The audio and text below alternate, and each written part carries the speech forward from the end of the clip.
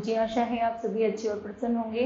चलिए आज हम पढ़ते हैं पाठ 18 बोध। करते हैं इस पाठ की शुरुआत। ठीक है, चलिए बच्चों कुछ प्रश्न हैं। कहानी के शीर्षक से क्या पता चलता है?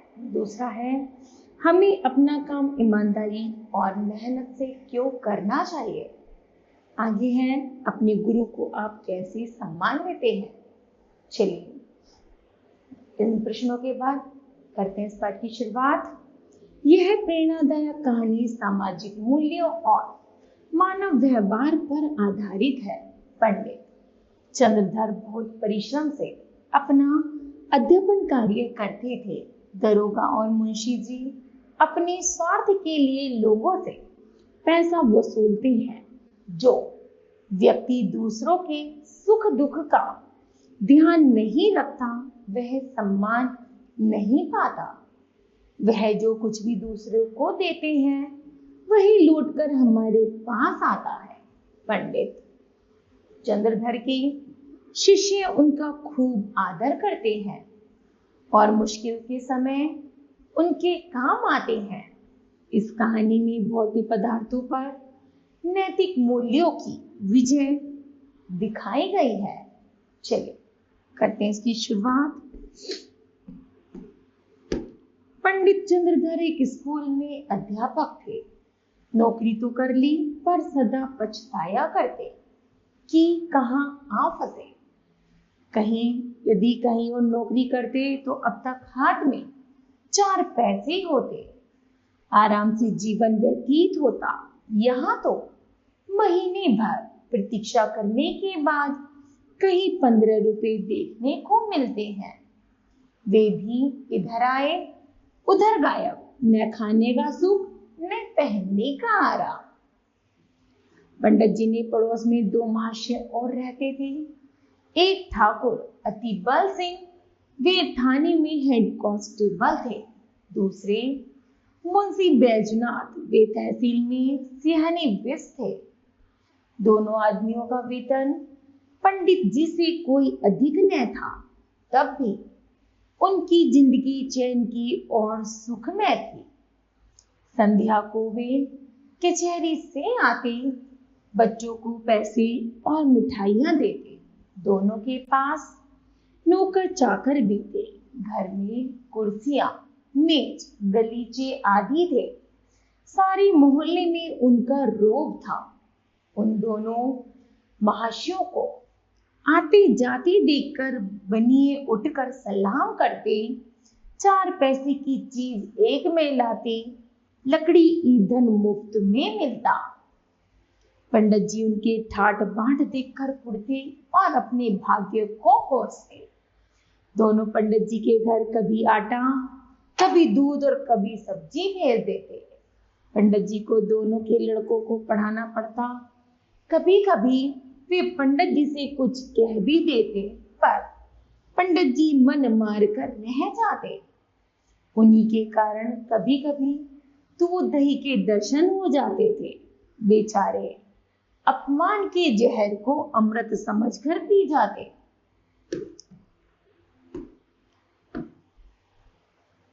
इन स्थितियों से निकलने के लिए पंडित जी ने प्रार्थना पत्र लिखे, अफसरों की खुशामदी की, पर कुछ न हुआ। अंत में हार कर बैठ गए। इतना सब होने पर भी वे ठीक समय पर जाते, देर से घर आते, मन लगाकर पढ़ाते। इससे उनके अफसर लोग खुश थे, साल में कुछ इनाम देते थे और वेतन बढ़ाने का जब कभी अवसर आता उनका विशेष ध्यान रखते। बस्ती के लोग उनसे संतुष्ट थे। लड़कों की संख्या बढ़ गई थी और पाठशाला के लड़के भी उन पर जान देते थे।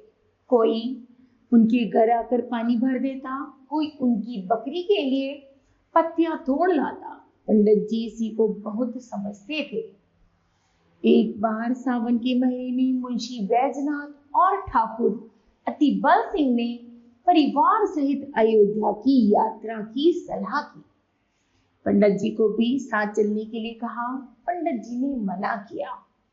जब उन लोगों ने खर्च देना स्वीकार किया तो पंडित जी इनकार न कर सके। बिल्लौर से रात को 1 बजे गाड़ी छूटती थी। ये लोग खा पीकर स्टेशन पर बैठे। जिस समय गाड़ी आई, चारों ओर भगदड़ सी मच गई। हजारों यात्री जा रहे थे। इस उतावली में मुंशी जी पहले निकल पड़े। पंडित जी और ठाकुर साहब साथ ही वे एक डिब्बे में बैठे। जगह की बड़ी कमी थी, परंतु जिस डिब्बे में ठाकुर साहब बैठना चाहते थे उसमें केवल 4 यात्री थे। ठाकुर साहब ने डांट कर एक मुसाफिर को उठाने के लिए कहा तो वह बोला, यह थाना नहीं है, जरा जबान संभाल कर बात कीजिए। ठाकुर, तुम कौन हो जी? मुसाफिर कहता है, हम वही हैं जिन पर आपने जासूसी का अपराध लगाया था और जिनसे आप 25 रुपए लेकर टले थे। इतने में दूसरा लेटा हुआ यात्री जोर से ठहाका मारकर हंसा और बोला, अरे दरोगा साहब, आप ही नीचे क्यों नहीं बैठ जाते? यह थाना थोड़े ही है कि आपके राज में फर्क पड़ जाएगा। मैंने तुम्हारा क्या बिगाड़ा है? मैंने तो तुम्हारी सूरत भी नहीं देखी, ठाकुर साहब ने कहा।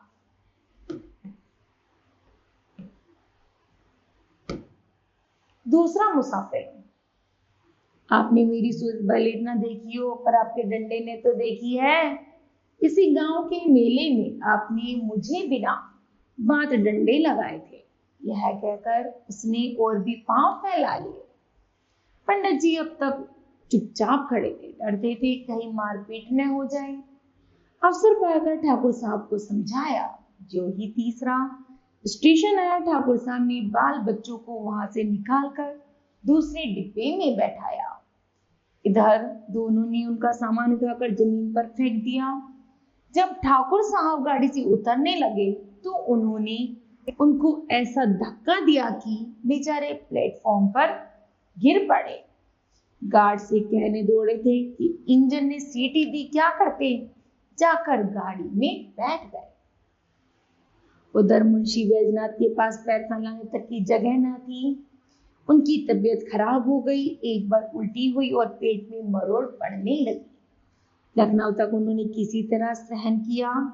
आगे चलकर मजबूर हो गए।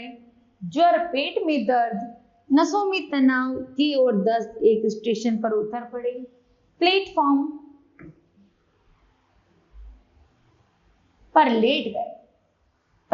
पत्नी भी घबराई, बच्चों को लेकर उतर पड़ी। सामान उतारा, परंतु जल्दी में ट्रंक उतारना भूल गए। गाड़ी चल दी। दरोगा जी ने अपने मित्र को इस दशा में देखा तो वे भी उतर पड़े। स्टेशन मास्टर ने यह हाल देखा तो समझ हैजा हो गया। हुक्म दिया, रोगी को अभी बाहर ले जाओ। मजबूर होकर सब लोग मुंशी जी को एक पेड़ के नीचे उठा ले गए। उनकी पत्नी रोने लगी।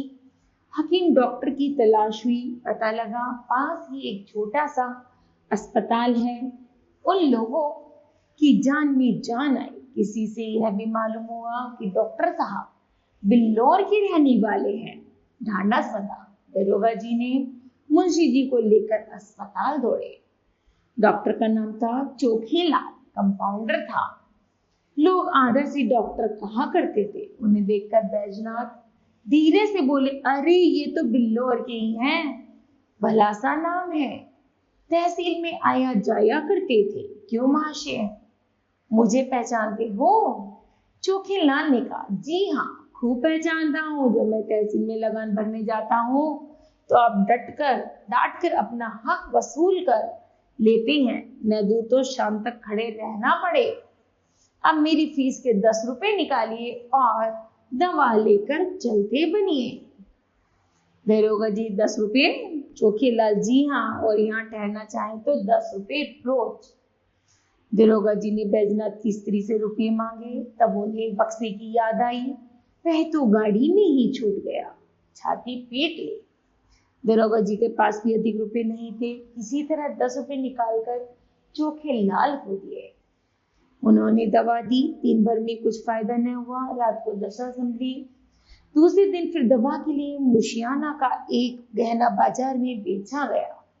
शाम तक मुंशी जी की हालत सुधरी। तब रात को गाड़ी में बैठे। अयोध्या पहुंचकर कहीं ठहरने की जगह न मिली। एक साफ जगह देखकर बिस्तर बिछाए गए। इतने में बूंदें गिरने लगी, बिजली चमकने लगी, बच्चे रोने लगे। सब परेशान थे कि कहाँ जाए। अचानक एक मनुष्य नदी की तरफ से लालटेन लिए आता हुआ दिखाई दिया। पंडित जी ने पास जाकर पूछा, क्यों भाई साहब, यहाँ कहीं यात्रियों के ठहरने के लिए जगह मिलेगी? उसने पंडित जी को ध्यान से देखा, झुककर पैर छूते हुए बोला, गुरुजी आपने पहचाना नहीं? मैं कृपा शंकर, आपका पुराना शिष्य। पंडित जी की स्मृति जागी, बोले, ओह तुम कृपा शंकर हो। तुम दुबले पतले लड़के थे, कोई 8, 9, 10 साल के रहे होंगे। कृपा शंकर जी बोले, जी हाँ, 9 साल का था। मैंने वहां से आकर इंटर पास किया, अब यहाँ सरकारी नौकरी में हूँ। कहिए, आप तो अच्छी तरह से हैं, सौभाग्य है कि आपके दर्शन हो गए। ठहरने की जगह की चिंता ना कीजिए, घर चलिए। पंडित जी ने कहा, नहीं, मेरे साथ दरोगा जी और सियानी विश साहब और उनके बाल बच्चे भी हैं। कृपा शंकर बोले, गुरुजी सबको साथ ले चलिए, मेरा बड़ा मकान खाली है, आराम से 2-4 दिन ठहरिए। मेरा परम सौभाग्य है कि आपकी सेवा करने का कुछ अवसर मिला। कृपा शंकर ने कई कुली बुलाए, सामान उठवाया और सबको अपने मकान पर ले गया। साफ सुथरा घर था। नौकर ने झटपट चारपाई बिछा दी। घर में पूरियां पकने लगी। कृपा शंकर हाथ बांधे सेवक की भांति दौड़ता था। उसकी सेवा ने सबको मुग्ध कर दिया और सब लोग खा पी कर सोए, किंतु चंद्रधर को नींद नहीं आई। पंडित जी ने आज शिक्षा का गौरव समझा। उन्हें आज इस पद की महानता ज्ञात हुई। ये लोग 3 दिन अयोध्या रहे, किसी बात का कष्ट न हुआ। कृपा शंकर ने स्वयं उनके साथ जाकर प्रत्येक धाम के दर्शन कराए। तीसरे दिन सब चलने लगी तो वह स्टेशन तक पहुंचा नहीं आया। गाड़ी ने सीटी दी तो उसने सजल नेत्रों से पंडित जी के चरण छुए और कहा, इस सेवक को याद करते रहिएगा। पंडित जी घर पहुंचे। उनकी स्वभाव में बहुत परिवर्तन हो गया था। उन्होंने फिर कभी किसी दूसरे विभाग में जाने का चेष्टा नहीं की।